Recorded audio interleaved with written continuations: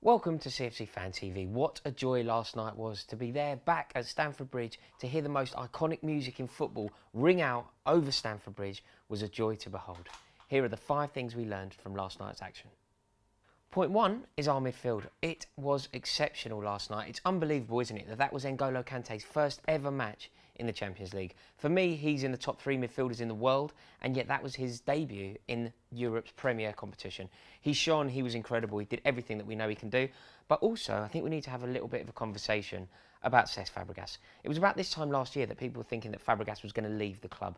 Thank God that didn't happen, because yesterday he was immense. He was pulling the strings. Everything good that Chelsea did went through him. He was controlling the tempo, and he was playing in a very similar way to the way Andrea Pirlo played for Juve and for Conte. He was doing exactly the same role. He was lying deep, he was pinging the ball long, he was keeping the play ticking over with short passing, and he was exceptional. To then have the luxury of bringing on a player like Bakayoko, to have Danny Drinkwater sitting on the bench, really is excellent, and we are in a very, very privileged position. Our midfield is a force to be reckoned with. Nemanja Matic is a mere memory. Point 2 leads nicely on from point 1, and it's about our transfer window. When you have a look at the side that played yesterday, there were a few new arrivals. Zappacosta scored, Bakayoko scored, Andreas Christensen has come back and improved us from last season. People seem to think that our transfer window was a disaster, and I don't think it was the case, and I think last night proved that. We were very strong, and the players that we brought in over the transfer window actually played very well and contributed brilliantly. Point 3, he deserves his own point, doesn't he? I'm of course going to speak about Zappacosta. How well did he do? That goal, no doubt in my mind that he meant it. I was sitting in the west middle above it. I saw it. There is no doubt in my mind that he meant it. Maybe. I do think he played very well, though, and I think that the battle that he's going to have for his position now with Victor Moses is going to be a very exciting one. I think Victor Moses has played very well for Chelsea, but I think Zappacosta offers something different, and it's going to be only good for both of their games. I think that Zappacosta can provide things that Victor Moses can't, and equally I think that Moses has strengths that Zappacosta lacks. So hopefully the two of them will raise their game, and the only beneficiary will be Chelsea Football Club.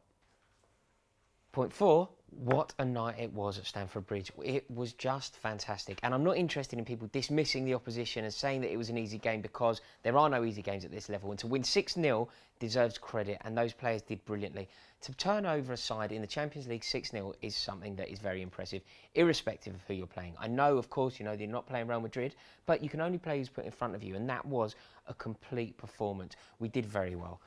The other thing that it was just wonderful to be back, wasn't it? The rain was pouring down, but it was a good old-fashioned European night at Stamford Bridge, and it just is so brilliant to be back in this dazzling competition.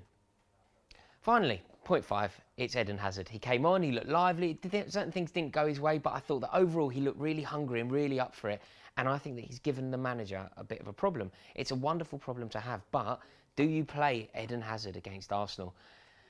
I think Eden Hazard is the best player in the Premier League, and therefore, if he's fit, you have to play him. But it's another problem, because Willian looked excellent. Pedro is a wonderful man who loves playing at Stamford Bridge. His goal record there, by the way, is incredible.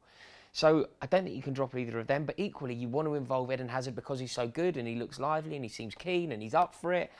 What a problem it is for our manager to have to pick between those 3 incredible talents, because Willian, Pedro, Hazard are all keen, all up for it, and all ready to destroy Arsenal. So the only thing I need from you is, will you do us a favour? Comment below. Do you think we should play Eden Hazard in this game? Do you think it should be a meritocracy and the other 2 lads should keep their places for playing so well so far this season? Or is Eden Hazard too good to leave out? Right, there we have it. There are the 5 things that I think we learned from last night. I loved it. I'm still on cloud 9 after that, and I cannot wait to get back down the bridge on Sunday for our game against Arsenal. Let me know what you think of the points raised, but please comment and let me know, do you think Eden Hazard should start? I'll see you there Sunday.